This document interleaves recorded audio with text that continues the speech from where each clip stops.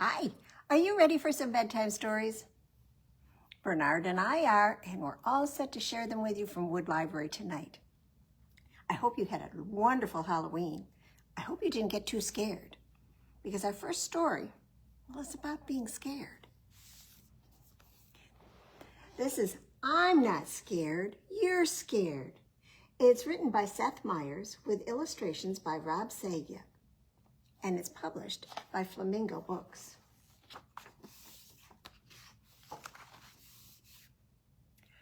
Well, there was once a bear who was easily scared.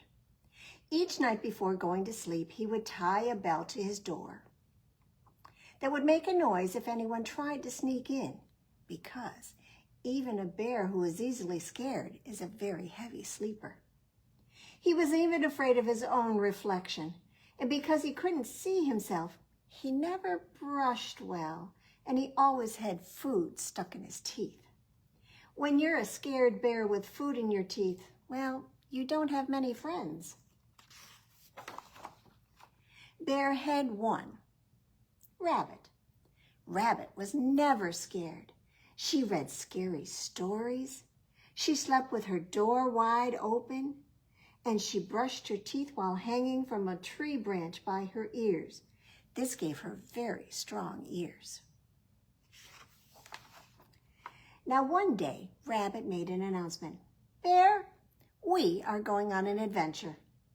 Well, Bear suggested that instead of going on an adventure, they could read a book about adventures. That way, if anything goes wrong, we could just close the book. Rabbit looked at her friend and asked, Bear, are you scared? And Bear replied, I'm not scared, you're scared. And with that, Bear walked past Rabbit and out the front door. Now Bear stopped to make sure that they had everything they needed. Do I need a bike helmet? Bear asked. No, said Rabbit. Do I need oven mitts? No, said Rabbit. Do I need bear repellent spray? Bear, you're a bear, said Rabbit. Well, after walking a while, they came to a small stream. Ooh, it looks deep, said Bear. It's not deep, said Rabbit. It looks cold, said Bear. It's not cold, said Rabbit. It looks like it's filled with fish who have very sharp teeth, the kind of fish who would like nothing more than to nibble at the ankles of a delicious bear. Rabbit looked at her friend and asked again, Bear, are you scared? And Bear replied once again, I'm not scared, you're scared. And with that, Bear walked along the stream until it narrowed enough that he could step over it. And there he found Rabbit, who had fallen asleep waiting for him. Now, after a bit longer, they came to the edge of the woods. It looks dark, said Bear. It's not dark, said Rabbit. It looks spooky, said Bear. It's not spooky, said Rabbit. It looks like it's full of trees that are going to fall down and bonk us on the head, said Bear. Rabbit looked at her friend and said, Bear, are you scared? And Bear replied, I'm not scared, you're scared. And with that, Bear, realizing he would do anything to avoid the dark and spooky woods, walked to the road where he waited for a bus. And the bus picked him up and drove him all the way around the forest. And when he got to the other side, he woke up Rabbit, who once again had fallen asleep waiting for him. He walked some more until they came to a mountain. It looks high, said Bear. It's not high, said Rabbit. It looks slippery, said Bear. It's not slippery, said Rabbit. It looks like one of the rocks will fall and roll and land on my paw, said Bear. Rabbit looked at her friend and just had to ask, Bear, are you scared? And Bear replied, I'm not scared, you're scared. And with that, Bear, realizing he would do anything to avoid the high and slippery mountain, walked to the nearest train station. And the train took him halfway around the mountain to an airfield. And at the airfield, Bear bought a ticket on a helicopter that flew him to the top of the mountain and dropped him off right next to Rabbit, who, well, it was no surprise, had fallen asleep. "Rabbit," said Bear, waking her up, "should we go home?" "I am not going home," said Rabbit, and she bounced off with Bear following behind her. Now, after a bit more walking, they found themselves on one side of a long rope bridge. Bear stopped. "It looks rickety," said Bear. "It might be a little rickety," said Rabbit. "It looks old," said Bear. "It might be pretty old," said Rabbit. "It looks like the boards might break if you were heavy enough," said Bear. Agreed Rabbit. Rabbit looked at her friend and said, "Bear, are you scared?" And Bear took a deep breath and said, "Yes, Rabbit, I am scared. I was scared of the river, and I was scared of the forest, and I was scared of the mountain, but I am the most scared about this long old rickety bridge." And with that, Bear turned around and headed for home. He marched back to the helicopter that flew him to the airfield. And then he took the train back to the forest, where, he got a bus that took him to the river so he could cross where it was narrow and then trudge all the way back to his house, where he crawled into bed. Rabbit went to the middle of the bridge and thought, and thought, and thought. "See, this bridge isn't dangerous. It's a good bridge." And to prove it, she started to jump up and down, and then she jumped harder, and then she jumped harder than she had ever jumped in her life, and then, the board she was jumping on cracked in half, and Rabbit fell right through the hole in the bridge. Well, lucky for Rabbit, she had very strong ears, but she wouldn't be able to hold on forever. And because of this, Rabbit, for the very first time in her life, was scared. Now, Bear and Rabbit hadn't noticed, but throughout their journey, they'd been followed by a small bird. Can you see that there? Let me get it in frame here. And Bird realized that she had to get help. So she flew as fast as she could all the way to Bear's house. Bird flew in Bear's window and started chirping as loud as she could. But Bear didn't wake up, because even bears who are easily scared are heavy sleepers. Bird was about to give up when she saw the bell on the doorknob. So Bird put her head inside it and shook it as hard as she could. Bear jumped out of bed to hear Bird yell, "Rabbit has fallen through the bridge and needs your help." And in that moment, Bear felt something he had never felt before: courage. He was so worried about his friend that instead of staying home where it was safe, he ran out the door faster than any bear had ever run before. And when Bear reached the stream, he ran right through it. And it only came up to his ankles. And when he came to the forest, he ran right through it, although there were only 3 trees. And when he came to the mountain, he didn't even think about taking a train or a helicopter. He just climbed right up it, and it wasn't very high. Meanwhile, Rabbit was now hanging by just one ear, and she could feel it slipping too. And just as she lost her grip, Bear grabbed her by the ear and lifted her to safety. "Bear, were you scared?" asked Rabbit. And Bear said with pride and honesty, "Rabbit, I was scared." "I was scared too," said Rabbit. And Bear smiled and said, "Sometimes it's okay to be scared." And that night, when Bear brushed his teeth, why, he didn't hide from his reflection. He looked right at it, and you know what he saw? He saw a very brave bear with no food in his teeth. So sometimes it is okay to be scared, but sometimes you have to try and be a little bit brave. Well, should we do a finger play? Which one should we do?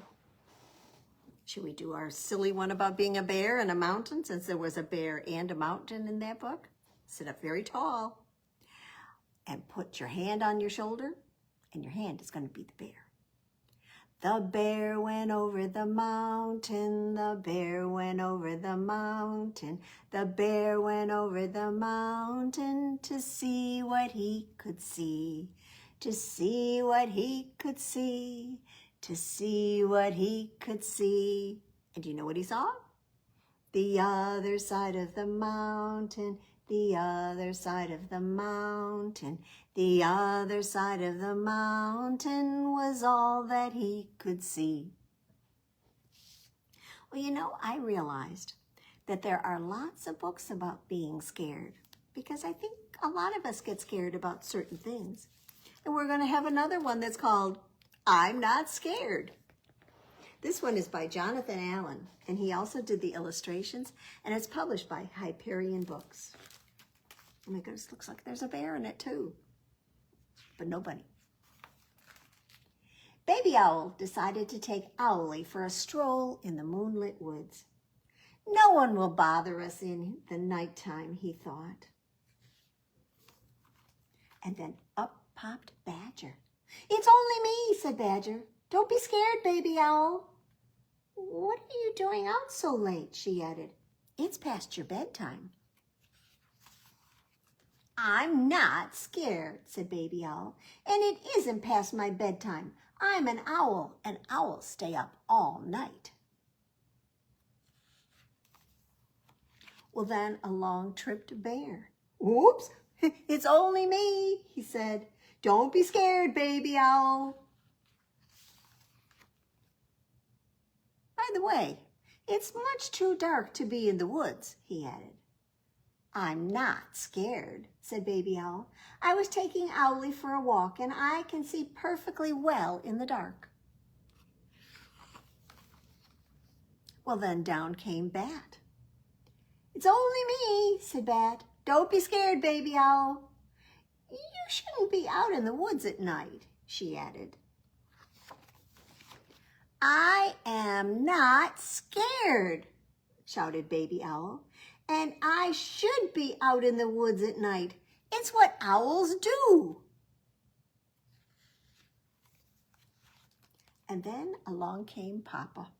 It's only me, he said. Don't be scared, Baby Owl. I'm not scared, said Baby Owl.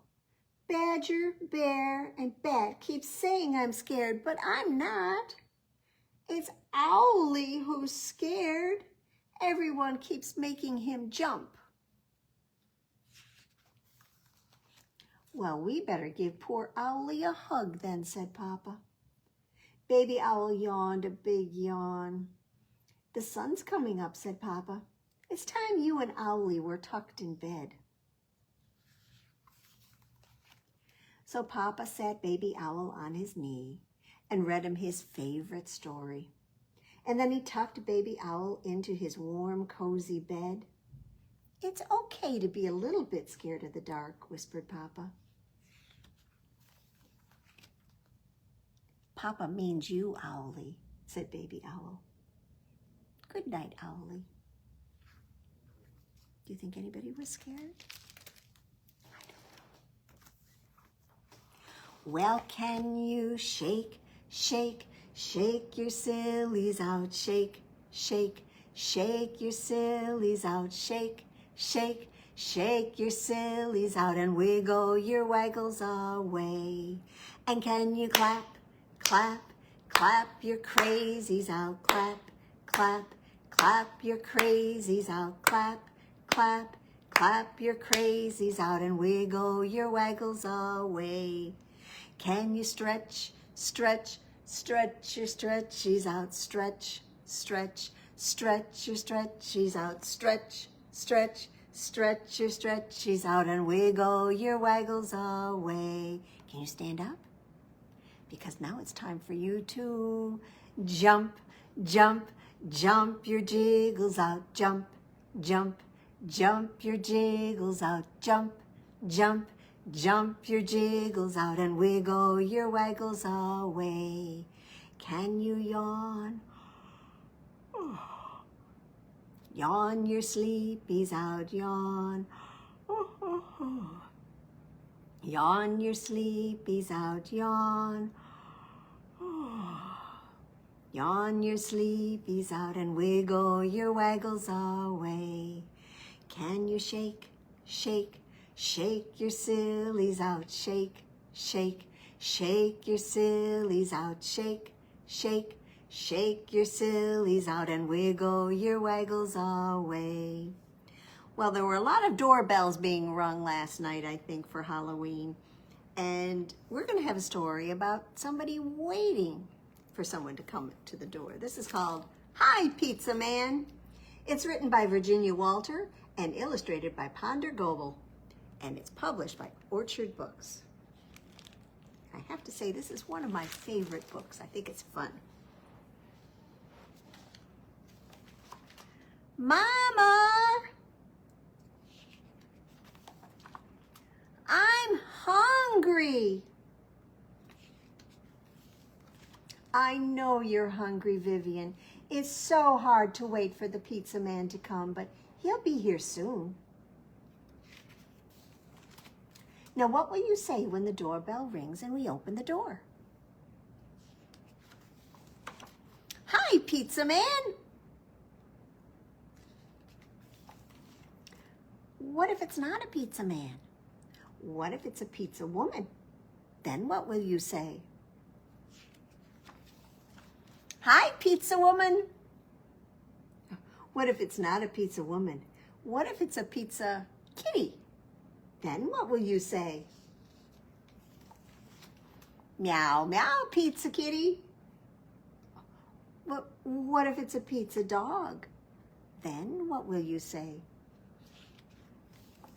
Woof, woof, pizza dog. What if it's a pizza duck? Then what will you say? Quack, quack, pizza duck. What if it's a pizza cow? Then what will you say? Moo, pizza cow. What if it's a pizza snake? Then what will you say? Tss, pizza snake. What if it's a pizza dinosaur? Then what will you say? Roar, pizza dinosaur.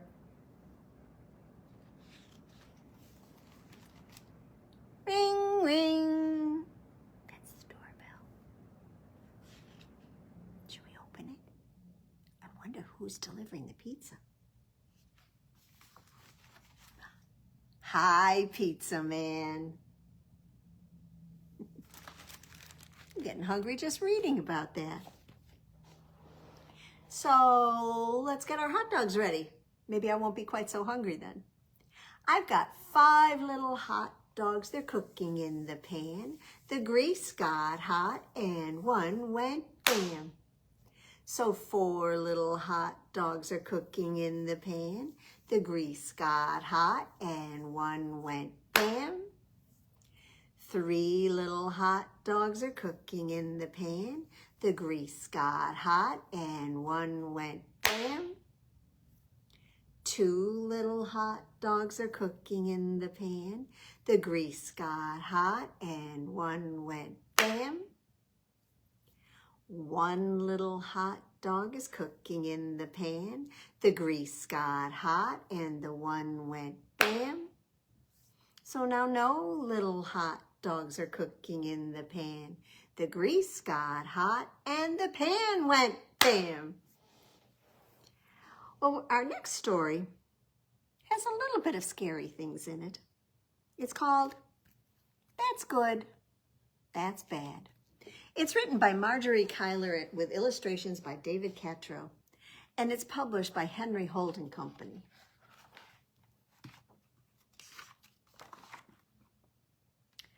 Now, one day, a little boy went to the zoo with his mother and father, and they bought him a shiny red balloon. It's a big one, isn't it? It lifted him high up into the air. Wow. Oh, that's good, right? No, that's bad. Because the balloon drifted for miles and miles until it came to a hot, steamy jungle, and it broke on the branch of a tall, prickly tree. Pop! Oh, that's bad. But no, that's good. Because the little boy fell into a muddy river. Splat. And then he climbed up onto a roly-poly hippopotamus and rode to shore. Giddy up! So that's good, right? No, that's bad. 10 noisy baboons were squabbling in the grass by the river, and they chased the little boy up a tree until he was out of breath.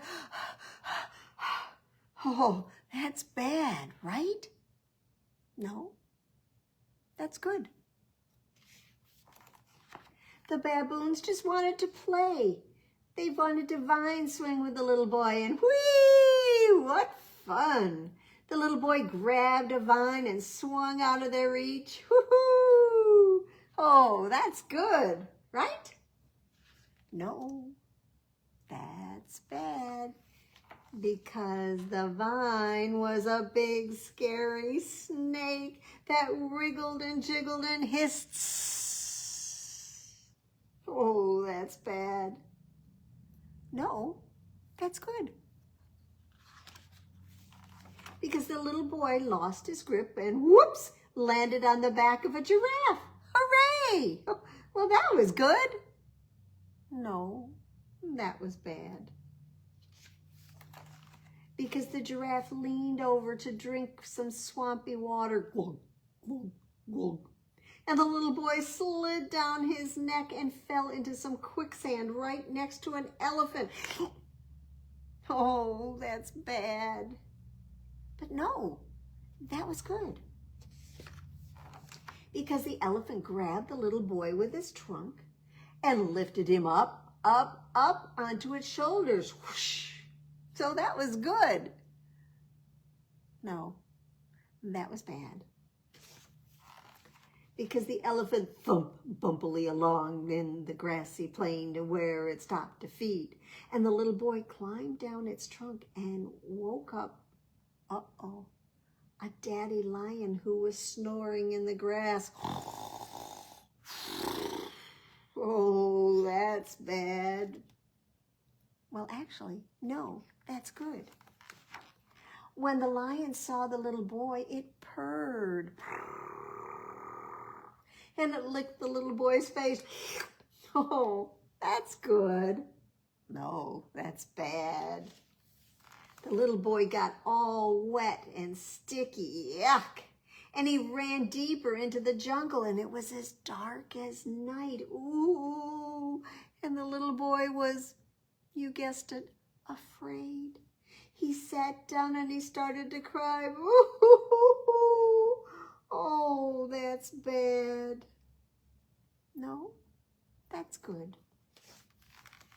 Because his tears made such a big puddle that a stork came along to have a drink. And it picked up the little boy with its beak. Whoosh. Oh, well, that's good then, right? No, that's bad. Because the stork flew the little boy across the dark, windy sky. Flap, flap. And the little boy thought he would never see his parents again.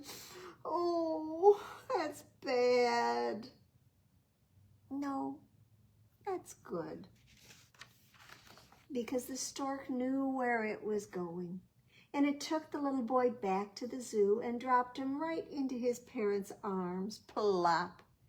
And his mother and father were so happy to see him, they gave him a big hug and a big kiss. Oh, that's good. No, that's great. Well, shall we have our bubble gum? Can you reach in your pocket and pull out your piece of pretend bubble gum? Unwrap it and pop it in your mouth. Chew it up until it's all soft and squishy, and well, then we'll have a little fun with it. Ready, set, go.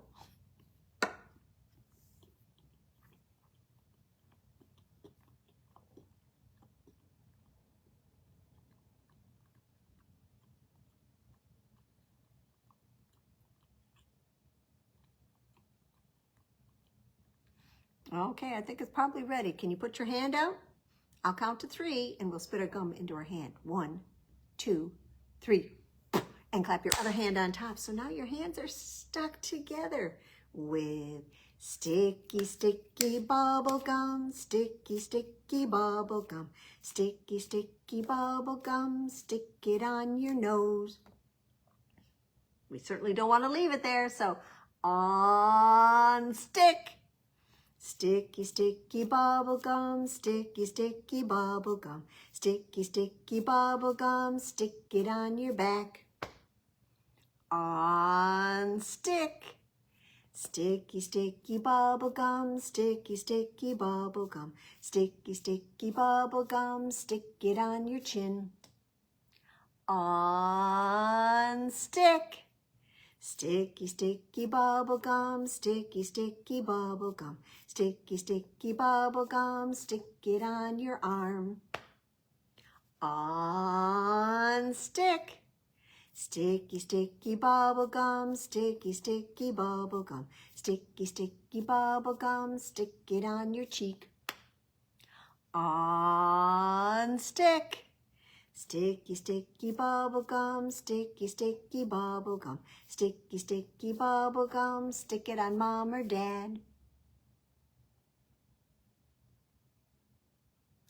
On stick. Sticky, sticky bubble gum, sticky, sticky bubble gum, sticky, sticky bubble gum, stick it on your toe. On stick. Sticky, sticky bubble gum, sticky, sticky bubble gum, sticky, sticky bubble gum. It's time to throw it in the trash. Well, our story tonight on the flannel board is about a character you might know. He's green, and his name is Froggy. Well, it was cold. And maybe that's why I chose this story, because we had our first snow here today, didn't we? And when Froggy woke up, he looked out the window. Let's get him out of his covers. And what did he see? Snow, he cried. Snow, snow, snow. I want to go out and play in the snow. But his mother said, oh, Froggy, go back to sleep. Don't you know frogs are supposed to sleep all winter? And then wake up when the snow melts. No, no, cried Froggy. I want to go out now. I'm awake, and I want to go and play in the snow. So Froggy put on his socks. Zoop. Zoop.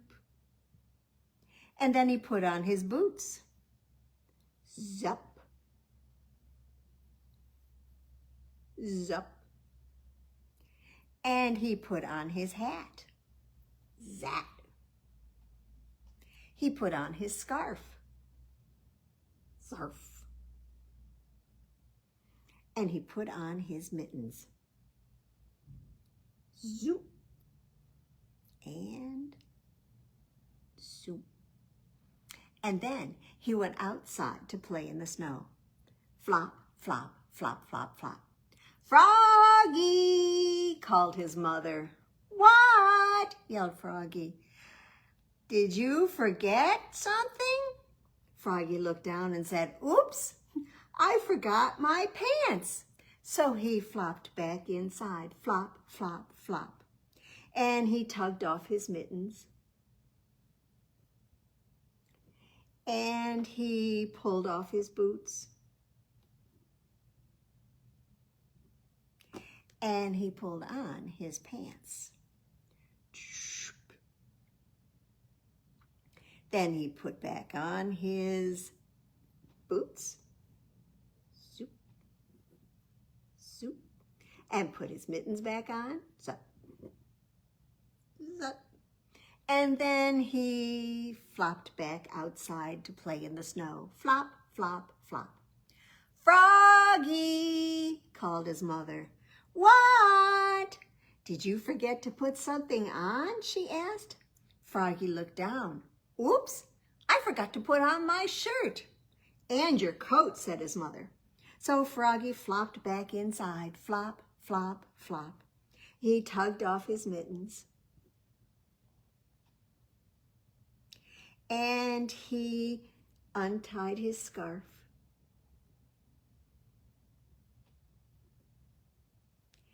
and he pulled on his shirt and buttoned it up. Zoot, zoot, zoot, zoot, zoot. Come on, you can put your shirt on, Froggy. And he put on his coat. Zoop. And he put back on his scarf. Zarp. And tugged on his mittens. Zoop. Zoop. And he went back out to play in the snow. Flop, flop, flop. "Froggy," called his mother. "What? Did you forget to put something on?" she asked. Froggy looked down. He had on his mittens. He had on his scarf. He had on his coat. He had on his shirt. He had on his pants. He had on his boots. He had on his socks. He reached up. Yep, he had on his hat. What could be missing? "Your underwear," said his mother. "Oops," said Froggy, looking more red in the face than green. Well, he flopped back inside the house. Flop, flop, flop. He tugged off his mittens. Zoop, zoop. He untied his scarf. Zarf. He unsnapped his coat. He unbuttoned his shirt. He took off his boots. He took off his pants. He tugged on his long underwear with a snap of the elastic. Zap! Then he put on one boot. Zoop. And he tugged on one mitten. Zap. And he started to tug on the other mitten when he said, "I'm too tired." And so he let it drop. And then he went back to sleep. Good night, Froggy. We'll see you in the spring. Did you find you had to go and look for hats and heavier coats and mittens and maybe even boots today? It's always a surprise when we have to drag those out again. Well, let's finish up with our Sandra Boynton book, and this one is called Dino Snores. It's written and illustrated by Sandra Boynton and is published by Workman Publishing. When the sun has gone down and the blue stars appear, then the dinosaurs know that their bedtime is near. So they all clean their teeth and their sweet faces too. And then they wriggle and stretch just like dinosaurs do. Their pajamas are cozy. They all put them on. And then they yawn, and they yawn, and they yawn, and they yawn. Shall we yawn?